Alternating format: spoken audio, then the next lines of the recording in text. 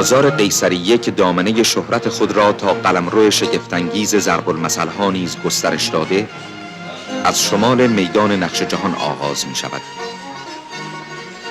در عهد شاه عباس صفوی قهوه‌خانه‌های به آیین پرآوازه داشته است، با نقاشی‌ها و حوض و فواره و نقال و نوازنده و رقاصگان و چه و چه. و امروز بازاری جمع و جور است برای عرضه دستکار هنرمندان اصفهان و کالاهای بومی که عرضه آن نشانه تقاضایی است که ریشه در سنت‌ها و دلبستگی‌ها دارد.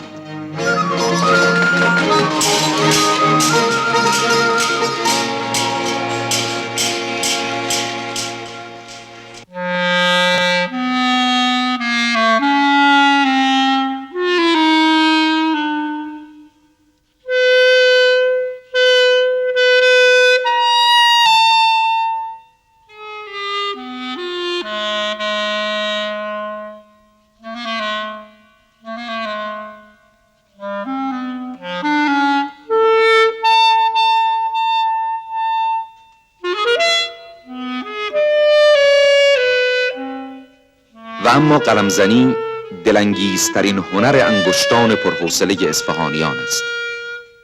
هنری که عرصه شکل پذیری آن مس یا نقره است، اما گهگاه طبع هنرپرست آدمی آن را بر عرصه هوسناک غیر منتظری می‌کشاند. خورده کاری روش می‌کنیم.